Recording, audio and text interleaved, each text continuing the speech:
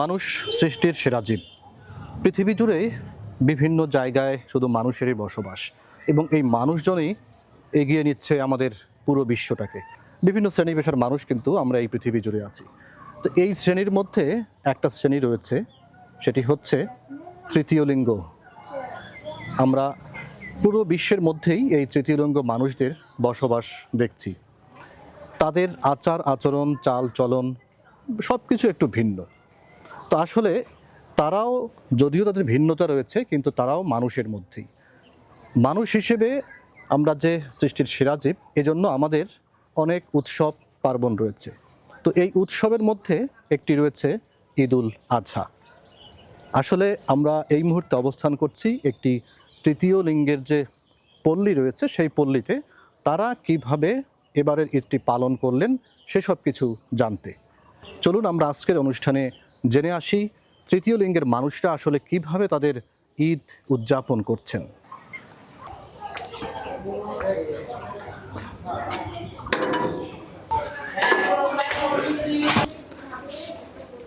আপা, ঈদ মোবারক। ঈদ মোবারক। কি অবস্থা, কেমন আছেন? হ্যাঁ, ভালো আছি, আপনি ভালো আছেন? এই তো আছি ভালো। তো যাই হোক, ঈদ তো চলে গেল, তো আমরা আপনাদের কাছে আসলাম। ঈদটা আসলে কেমন কাটলো আপনাদের, আপনারা কতজন মানুষ এখানে আছেন, এসব বিষয়ে একটু জানতে। হ্যাঁ, আমরা আসলে খুব ভালো আছি সবাই মিলে, আর আমাদের ঈদ খুব ভালোই কাটছে। আমরা খুব আনন্দতে ঈদ কাটালাম আমাদের দলবল নিয়ে। আচ্ছা আচ্ছা, তো আপা আপনার তো এখানে অনেকজন মানুষ আছেন, তাই না? হ্যাঁ, প্রায় 50 জনের মতো। 50 জনের মানুষের মতো সবাইকে নিয়েই তো আপনার এই আনন্দটুকু করছেন। হ্যাঁ হ্যাঁ, তো আমরা একটু সবার কাছেই যেতে চাই, সবাই বাকিদের। অবশ্যই অবশ্যই যাবেন, সবার সঙ্গে সাক্ষাৎ করবেন, হ্যাঁ। কথা বলবেন। আপনাদেরকে তো আমি নিয়ে যাব সাথে করে সবার কাছে দেখা। তাহলে চলুন আমরা একটু যদি ঠিক তাদের আছে। কাছে আসেন। ঠিক আছে, আসেন আসেন আমার সাথে আসেন।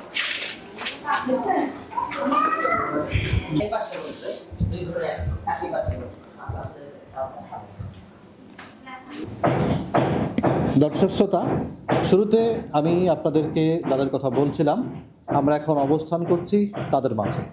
আমাদের সঙ্গে অনেকজন তৃতীয় লিঙ্গের মানুষজন রয়েছেন। তারা আসলে কিভাবে এবারে ঈদটাকে উদযাপন করলেন, পরিবারের সঙ্গে ঈদ কিভাবে করেছেন বা এখন এখানে কিভাবে করছেন, সব কিছুই আমরা শুনব আমাদের সাথে যারা রয়েছেন তাদের কাছ থেকে। তো আমাদের সাথে রয়েছেন এই যে পল্লীটা দেখতে পাচ্ছেন, এখানকার প্রধান হিসেবে যিনি দায়িত্ব পালন করছেন, এখানকার গুরুমা, তিনি আমাদের সঙ্গে আছেন। আপনাকে স্বাগত জানাচ্ছি। আমি আপনার কাছে যদি একটু জানতে চাই যে এই যে এতগুলো মানুষ নিয়ে আপনি এখানে কাজ করছেন, তো এই যে ঈদটা চলছে, তো ঈদের সময় আপনাদের মধ্যে আনন্দটা কেমন মনে হয়, কেমন লাগে? আসলে পরিবার ছাড়াই আমরা আনন্দ বেশি পাই, কেন আমাদের মনের ভাব, মনের কথা পরিবারের কাছে বলতে পারি না। তো তাই আমরা পরিবার ছাড়া আমাদের যে পরিবার জনগোষ্ঠী, এদেরকে নিয়ে আমরা আনন্দ পাই। তাই আমরা ঈদ সবসময় আমরা আমাদের পরিবারের সঙ্গে আমরা ঈদ করি। প্রতি বছরের মতো এবারও আমরা আর কি ঈদ করছি।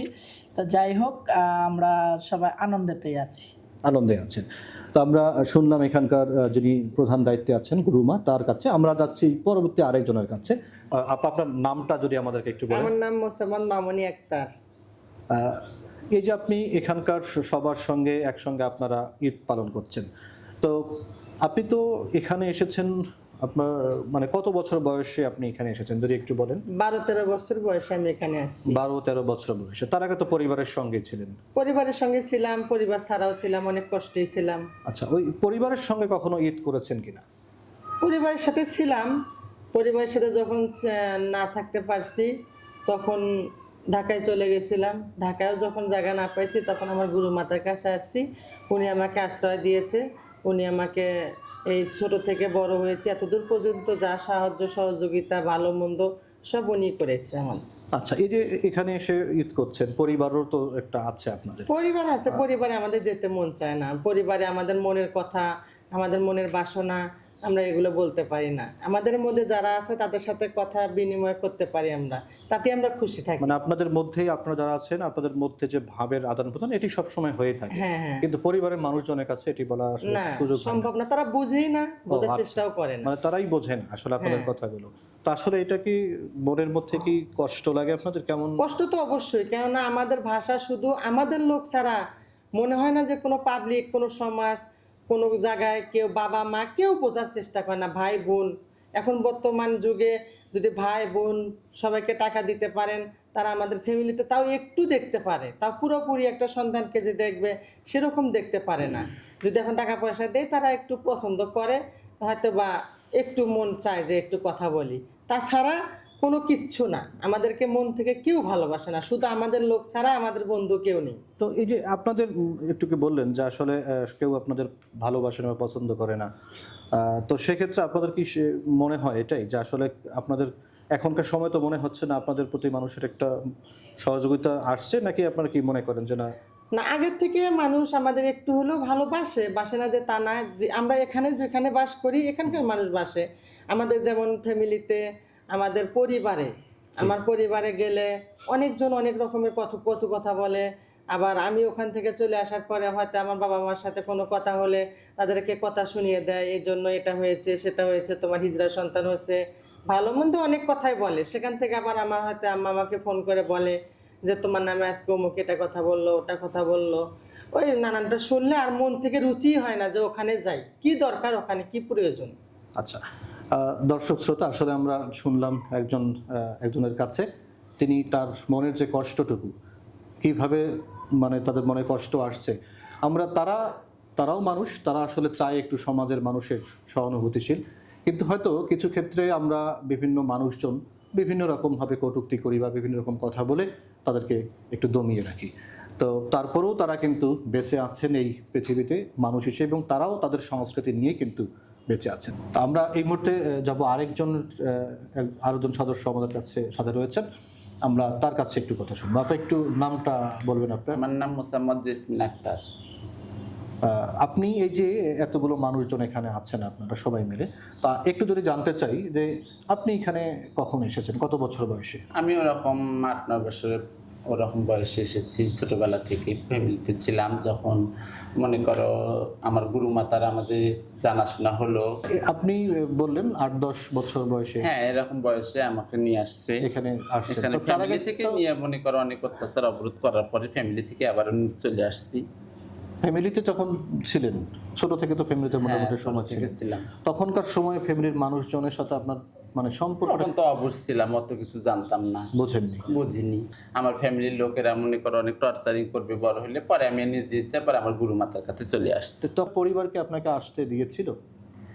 না, পরিবারে আসতে দেয়নি। পরিবারের লাঞ্ছনা অবরোধ পেয়ে আমি নিজে চলে আসছি। পরিবারের ওই সময় একটু আপনার লাঞ্ছনায় ছিলেন? যখন মনে করো আমার বুঝজ্ঞান হয়ে আসছে, তখন আমি পরিবার থেকে লাঞ্ছনা পেয়ে চলে আসছি। তো আসার সময় তারা আপনাকে কখনো বলেনি যে ওখানে যান না, যাইও না, বা এরকম কিছু বলেনি? তারা আপনাকে স্বেচ্ছায় পাঠিয়ে দিয়েছে এখানে, আসতেও দিয়েছে? হ্যাঁ, সত্যি। তো পরিবারেও তো একসময় ঈদ করেছেন আপনাদের বাবা মার সঙ্গে। তখন তো আমি ছোট মানুষ, ঈদ করবো কি করে? তখন আমি ছোট থেকেই গুরু মাতার কাছে থাকি, তারপর থেকে এখানেই চলে আসেন, এবং এখানেই তো প্রতি বছর ঈদ এখানেই পালন হ্যাঁ, করছেন? প্রতি বছর এখানে। কখনো কি মনে হয়নি যে এই যে ঈদগুলো চলে আসছে, একটু পরিবারের মানুষদের কাছে যাই, তাদের সঙ্গে একটু ঈদটা কাটাই? ছোটবেলা থেকে এখানে না, ফ্যামিলিতে তো আর যোগাযোগ হয়নি। যখন আমরা ফ্যামিলি থেকে আমাকে বের করে দিল বা ফ্যামিলির সাথে আর যোগাযোগ নেই, তখন থেকে আমার গুরু মাতার কাছে আমরা থাকি। কিন্তু ইচ্ছা হয় কিনা যাওয়ার একটু পরিবারের কাছে? যাওয়ার তো সবারই মনটা চায়, যে ইচ্ছা হয়, কিন্তু ইচ্ছা হলে তো করার কিছু নেই। মাঝে মধ্যে যদি ইচ্ছা হয় তো আসলে যাওয়ার তো সুযোগ সেটি নেই। হ্যাঁ। তো এখানে মোটামুটি অনেকজন, 50 জনেরও বেশি আপনারা এখানে অবস্থান করছেন। আমরা একটু আগে একজনের কাছে শুনলাম যে আপনাদের মধ্যে আপনাদের যে ভাব, আপনাদের যে কথাবার্তা আপনারাই বোঝেন, অন্য মানুষরা বোঝে না। এটি কি আপনারও মনে হয় যে আসলে অন্য মানুষরা আপনাদের কথা তাদেরকে বোঝাতে পারেন না বা তারা বোঝে না, এরকম মনে হয় কি? না, এরকম মনে হয় না। মানে আপনারাই সবাই একদম নিজ পরিবারের মতোই থাকে? হ্যাঁ, সবাই আমার পরিবার যেমন চলে না মানুষের ফ্যামিলি, সেরকম আমরা সবাই ফ্যামিলির মতো সবাই একসাথে। আমরা তো অনেক সময় দেখি যে যেখানে মানুষ বেশি সেখানে একটু সমস্যাও থাকে, আপনাদের মধ্যে কোনো সমস্যা নেই? না, আমাদের মধ্যে কোনো সমস্যা নেই। সবকিছুই আপনাদের মিলেমিশেই কাজ করে? হ্যাঁ, সবকিছু আমাদের গুরু মাতা আছে, যদি কোনো সমস্যা পড়ে তাহলে গুরু মাতা আমাদের সবকিছু করে। আচ্ছা। তো যাই হোক, আমরা আপনার কাছে শুনলাম, খুব ভালো, অনেক মানে সুন্দর করে বলেছেন।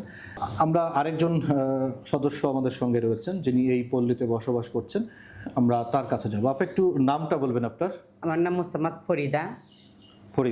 তো আপনি তো এই যে এখানে অনেকজন মানুষজনের সঙ্গেই আপনারা আছেন, আমরা এর আগেও দুজনের কাছে শুনেছি তারা ছোট বয়সে এখানে এসেছেন। আপনি আমি এখানে 9 কতদিন বছর থেকে? কালে আসছি, 2002 সালে আসছি এখানে। 9 বছর যখন বয়স, হ্যাঁ, আমার যখন তার 9 আগে তো বছর। পরিবারের সঙ্গে ছিলেন। তার আগে পরিবারের সাথে ছিলাম। তো 9 বছর মানে একটু বোঝার তো বয়স থাকে। হ্যাঁ, তখন একটু হালকা পাতলা বুঝি, বুঝতেন আর কি। বুঝতাও না।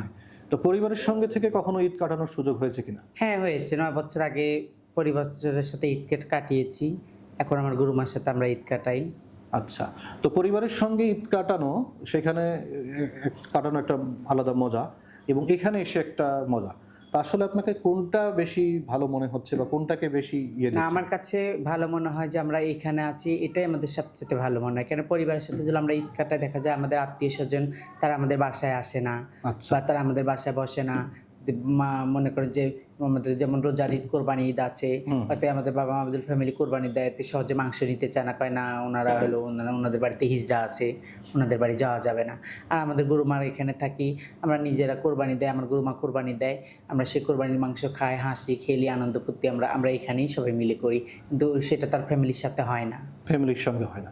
কিন্তু এই যে অনেকটা সময় পরে এখানে এসেছেন, 9 বছর পরে পরিবারের সঙ্গে ঈদও করেছেন, এখন এই আপনার গুরুমার সঙ্গে এবং অন্যান্য সদস্য বা আপনার সঙ্গীর সঙ্গে ঈদ কাটাচ্ছেন, কখনো কি মনে হয়নি যে একটা বার যদি বাড়িতে গিয়ে ঈদটা কাটাতে পারতাম বাবা মার সঙ্গে? হ্যাঁ, মনে হয়, কিন্তু তারপর গেছিলামও, একবারও গেছিলাম, ঠিক আছে।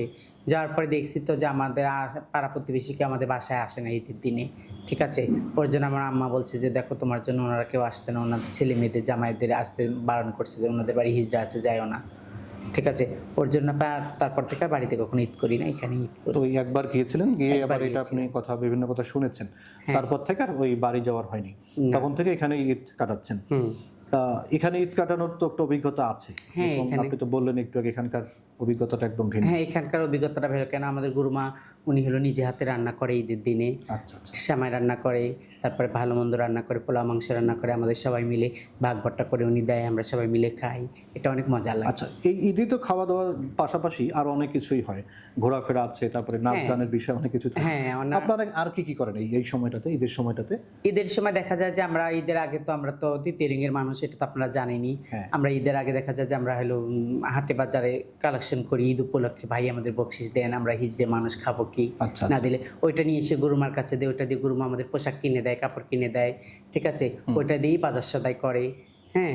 তারপর ওইটা দিয়ে আমরা খাই, আবার ঘুরতে ফিরতে যাই, এখানে ওইখানে যাই, কেন আমাদের তার দেওয়ার মতো কেউ নেই, তাই না। বুঝছি। ওইটা আমাদের গুরুমা আমাদেরকে দেয়, ওইটা দিয়ে আমরা তো ঘুরতে যাই, হয়তো এখানে যাই, বা হলো মানুষ অনেক জায়গায় পার্কে টার্কে যায়, আমরাও যাই ঘুরতে, কারণ আমাদের তো মনটা আছে আমাদের। এবং আপনারা কি দলবদ্ধভাবেই ঘুরতে যান? দলবদ্ধভাবে যাই, দুজনও যাই বা তিনজনও যাই, তিনজনও আবার অনেক সময় দেখা যায় সবাই একসাথে যাই। একসঙ্গে যান? হ্যাঁ, তো একসঙ্গে এখানে যাই। আপনাদের এখানে মোটামুটি অনেকজন মানুষ, আপনারা এখানে বসে থেকে গান বাজনা করেন কি কখন? হ্যাঁ, অনেক সময় আমরা বাসায় মনটা খারাপ লাগলে কি কারো মনটা একটু বাড়ির কথা মনে পড়লে আমরা নাচ গান দিয়ে তার মনটা খুশি করে দিই। ভালো করে দেন, মানে যাতে করে কারো মন খারাপ না হয়, হ্যাঁ। কোনো সমস্যা নাই, এই জন্য একটু আনন্দ দেওয়ারও চেষ্টা করে থাকি। হ্যাঁ। এই মুহূর্তে আরেকজন সদস্যের সঙ্গে কথা বলতে চাই। আপনারা এই মুহূর্তে দেখছেন পবিত্র ঈদ উল আজহা উপলক্ষে বিশেষ অনুষ্ঠান তৃতীয় লিঙ্গদের ঈদ। আমরা এই মুহূর্তে অবস্থান করছি গাইবান্ধার একটি তৃতীয় লিঙ্গ পল্লীতে। আমরা শুনছি তাদের ঈদ কাটানোর কথা। আমরা যাচ্ছি আরেকজন সদস্যের কাছে।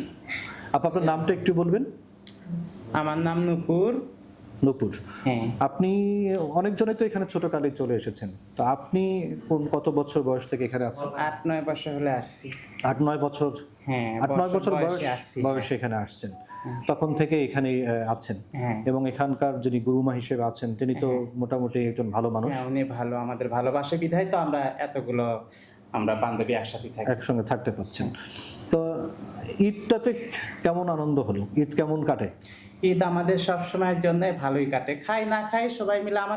আমার শ্রদ্ধান্নি কুরবানি দেয়, আমার গুরুমা কুরবানি দেয়, আমরা সবাই মিলে একসাথে ঈদ কাটাই সুন্দরভাবে।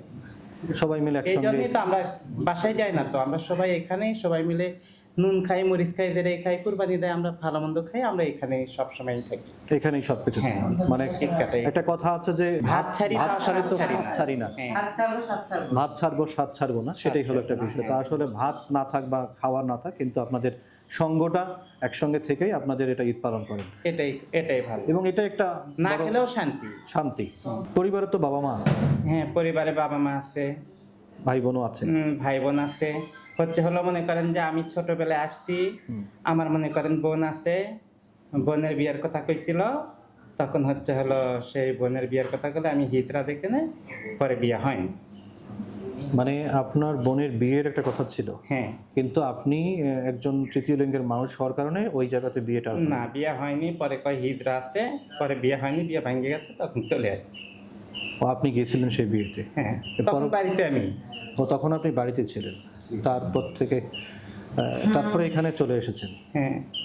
আসলে আমরা দেখতেই পাচ্ছি বা আপনারা শুনতে পাচ্ছেন যে মানুষের মধ্যে কত বৈচিত্র্যতা, কত বিচিত্রতা।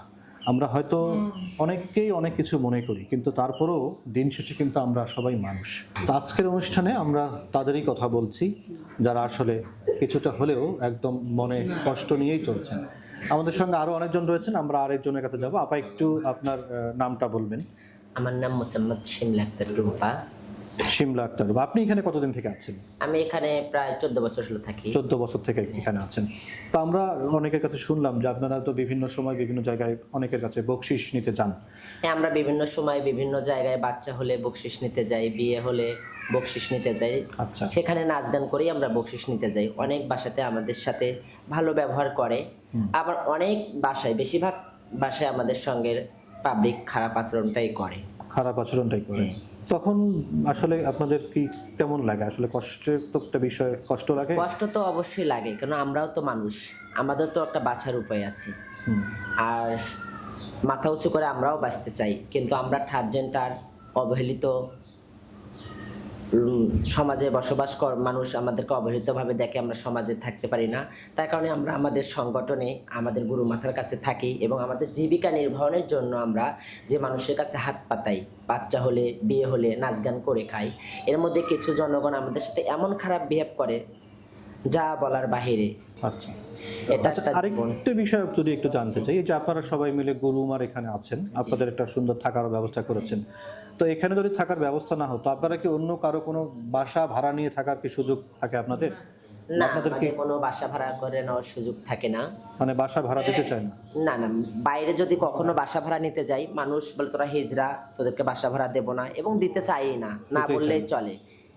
না বললে আমাদেরকেও বাসা ভাড়া দেন না, আমরা কষ্ট করে এখানেই থাকি। কষ্ট করে এখানেই থাকেন।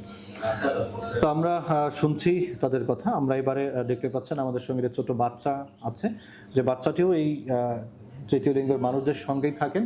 তো সে সম্পর্কে আমরা একটু এবারে জানতে, আমরা এই যে একটি ছোট বাচ্চা দেখতে পাচ্ছেন, সেই বাচ্চাটি সম্পর্কে আমাদের এখানকার যিনি গুরুমা হিসেবে দায়িত্ব পালন করছেন তার কাছেই শুনবো। আপা, আমরা একটু বাচ্চা দেখতে পাচ্ছি এখানে, এই বাচ্চাটা কি আপনাদের সঙ্গে থাকেন? হ্যাঁ, আরো একটা বাচ্চা আছে। আমরা দুটো বাচ্চা দত্তক নিয়েছি। ও, দত্তক নিয়েছে? হ্যাঁ, আমরা লালন পালন করে বড় করছি, কেন আমরা যদি বুড়ো হয়ে যাই তাহলে পরে আমাদের কে দেখবে, সেই জন্য আমরা দুটো বাচ্চাকে দত্তক নিয়ে বড় করে ভালো পড়ালেখা করে আমরা বিয়ে দেব সেই আশায়। আচ্ছা আচ্ছা, এই যে বাচ্চা দুটো দত্তক নিয়েছেন, এটা কি কোনো পরিবার থেকে তো নিয়েছেন? হ্যাঁ হ্যাঁ এবং তাদের সম্মতিতেই তো পেয়েছেন না? হ্যাঁ, তারা নিজের ইচ্ছায় দিয়ে গেছে যে আপা আমরা গরিব মানুষ, আমার অনেকগুলো মেয়ে, একটা মেয়ে আপনাদের কাছে আমরা দত্তক দিতে চাই। তো আমি বললাম যে না, মুখে মুখে দত্তক নিলে তো আমি দিব না, এটা অন্যায় বা বেআইন। জি। আমরা কোর্টের মাধ্যমে কাগজপত্র করে যদি দেন তাহলে আমরা নিব। তারপরে কোর্টের মাধ্যমে কাগজপত্র করে তারপরে আমাকে দিয়েছে, তারপর আমরা নিয়েছি দুটো বাচ্চা। এই একটা, আর একটা বড় হয়ে গেছে, উনি বাহিরে আছে, স্কুলে আছে। ও, এখন এই বাচ্চাটা যদি একটা বাচ্চা বড় হয়ে গেছে তাকে স্কুলে লেখাপড়া ভর্তি করাচ্ছেন? করা হয়েছে। তো লেখাপড়া করাচ্ছেন কি আপনাদের পরিচয়ের মধ্য দিয়ে না? হ্যাঁ, আমাদের পরিচয় না, মেয়ে ওরা, অরিজিনাল মেয়ে, ওরা হিজড়া না, কিন্তু আমাদের সন্তান হিসাবে আমাদের মা ডাকে, কাউকে দাদি ডাকে, কাউকে নানি ডাকে। আচ্ছা আচ্ছা, ওইভাবেই আমরা আর কি পড়ালেখা করে। তো স্কুলে তো যখন আপনারা তাকে দিয়েছেন, তো স্কুল থেকে কোনো কিছু তো বলেনি না? তাদের না না, নিয়েছে। গ্রহণ করেছে? হ্যাঁ, এখন তো নার্সারিতে কেবল ভর্তি, এখন উপর ক্লাসে গেলে হয়তো তাদের আরো কিছু প্রয়োজন হবে, তখন আমরা সেটা পৌরসভায় আলাপ করেছি যে আমাদের দুটো বাচ্চা দত্তক নিয়েছি, তাদের জন্ম নিবন্ধন কি করে করা যায় না যায়, এটা আলাপ আলোচনা হয়েছে। ওনারা বলছে ঠিক আছে, করে দিব, আপনারা আসেন। সবকিছু করে দিয়েছেন? হ্যাঁ। তো এই যে দুটো বাচ্চা আপনাদের সঙ্গে আছে, ছোট বাচ্চা, তো ছোট বাচ্চাদের নিয়ে আপনাদের চলাফেরা, আপনাদের ওই আনন্দটা কেমন লাগে? আমাদের খুব ভালো লাগে, মনে হয় যে আমাদের নিজের পেটেরই সন্তান। কেন আমাদের যদি জন্ম দিতে পারতাম তাহলে আমাদের সন্তান হতো, আমরা মানুষ করতাম, আমাদের মা বলে ডাকতো। তো সেইটা থেকে আমরা কিছুটা মানে যেই আমাদের আকাঙ্ক্ষাটা ছিল সেটা কিছুটা কমেছে। এখন আমরা মা ডাক শুনতে পাচ্ছি, আমাদের কেউ নানি ডাক শুনে, কেউ দাদি ডাক শুনে, কেউ আপা, কেউ খালা, বাচ্চাটা সবাইকে ডাকে, তামান বাড়ি ভরে হাঁটে খেলে, খুব ভালো লাগে, আমাদের খুব আনন্দ মনে হয় খুব আনন্দ যে লাগে। আমাদের নিজেরই সন্তান, আমরা সবাই মিলে বাচ্চাকে আদর করি। আচ্ছা, এরকম যদি দুটো বাচ্চা যেহেতু আছে এখনো, অন্য যদি আরো কেউ দিতে চায়, নেওয়ার সুযোগ হ্যাঁ আছে? হ্যাঁ হ্যাঁ হ্যাঁ, যদি ওরকম কোনো অসহায় কোনো বাচ্চা কেউ দিয়ে মানে দিতে চায়, আমরা নিয়ে লালন পালন করবো, কিন্তু ছেলে বাচ্চা না, আমরা মেয়ে বাচ্চা পছন্দ করি, মেয়ে বাচ্চা নিতে চাই। হ্যাঁ মেয়ে বাচ্চা নিচ্ছে। আচ্ছা, এই যে মেয়ে বাচ্চা দুটো আপনাদের সঙ্গে আছে, আপনাদের সঙ্গেও তারা সব সময় মিলামিশাই তো থাকে না? হ্যাঁ, আমাদের কাছে থাকে, আমাদের কাছেই ঘুমায়, আমরা খাইয়ে দিই, হাগামোতা পেশাব পায়খানা করলে আমরা পরিষ্কার করি, আমরা অনেক বাচ্চাকে অনেক আদর করি, বাচ্চাও আমাদের ছাড়া কিছু বোঝে না। বোঝে না, না? আচ্ছা, আসলে একটা বিষয় হচ্ছে যে যে কোনো বাচ্চাই হোক না কেন, মাতৃস্নেহ যদি পায়, সেখানে ভুলে থাকা কোনো আসলে ইয়ে নয়, তারা সবসময় সেখানেই থাকবে। তো তারই উদাহরণ হচ্ছে এখানকার দুটি বাচ্চা রয়েছে, এবং একটা বড় হয়েছে, একজন স্কুলে পড়ছে আর একজন ছোট। তো এই আসলে একটা বাচ্চা কোলে থাকার যে একটা আকাঙ্ক্ষা, সেটিও এনারা পূরণ করেছেন এই বাচ্চা দুটোর মাধ্যমে। তো আমরা যদি একটু আপনার কাছে আরেকটু জানতে চাই, তো অনেক তো আমরা শুনলাম আপনাদের কাছে, তো এখন প্রত্যেকটি রাষ্ট্রে তো রাষ্ট্রপ্রধান আছেন, তারা তো সব মানুষের জন্য কাজ করেন, তো আপনাদের জন্য কাজ করছেন, এবং আপনাদের কোনো দাবি দেওয়া আছে কিনা সরকারের প্রতি? আপনারা আসলে কি চান, কি পেলে আপনাদের জন্য খুব ভালো হয়? আসলে দাবি চাওয়া বলতে গেলে আমাদের অনেক কিছুই দাবি, তবে অত দাবি তো আর পূরণ করা সম্ভব না, আল্লাহ মানুষকে সব দাবি পূরণ করতে পারে না, আর তো মানুষের অত দাবি তো আর পূরণ করতে পারবে না। তো সবচেয়ে বড় কথা হলো, আমরা যখনই আমাদের লোকজন কালেকশনে মাঠে ফিল্ডে যায়, তখন অনেক লোক অনেক খারাপ ব্যবহার করে।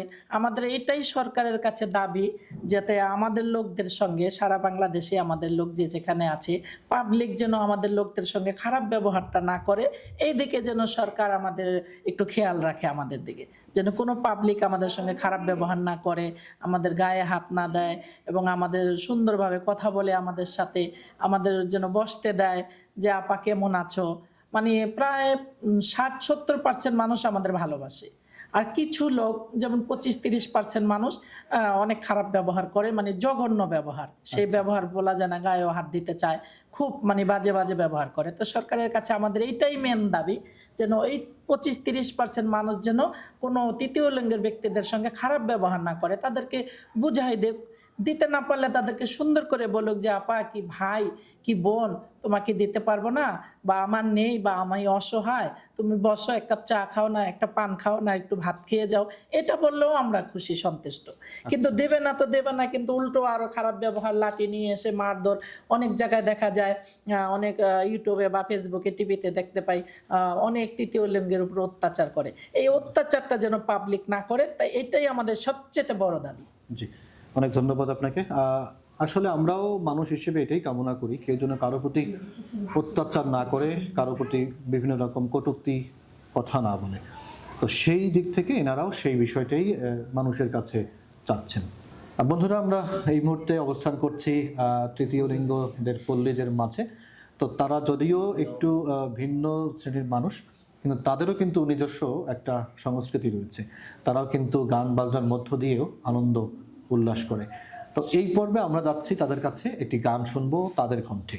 চলুন আমরা যাই তাদের কাছে গান শুনতে। কি সুন্দর এক গানের পাখি মন নিয়ে আসে খেলা করে, কি সুন্দর এক গানের পাখি মন নিয়ে আসে খেলা করে, দেখতে ভালো গায় সে ভালো, দেখতে ভালো গায় সে ভালো, আরো ভালো থাকা একটু দারুণ করে, কি সুন্দর এক গানের পাখি মন নিয়ে আসে খেলা করে, কি সুন্দর এক গানের পাখি মন নিয়ে আসে খেলা করে। পাখিটার মুখে আছে জাদু, পাখিটার মুখে আছে মধু, পাখিটার চোখে আছে জাদু, পাখিটার মুখে আছে মধু,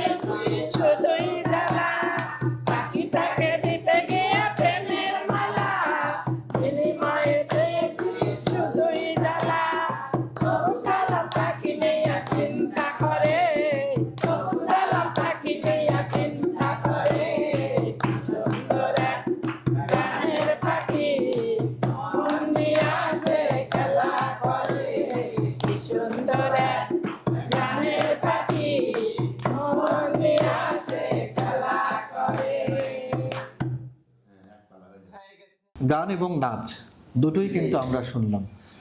যে যেভাবেই হোক না কেন এরকম করে আনন্দ করেই প্রত্যেকটি উৎসব, প্রত্যেকটি ঈদ আমাদেরকে কাটাতে হবে।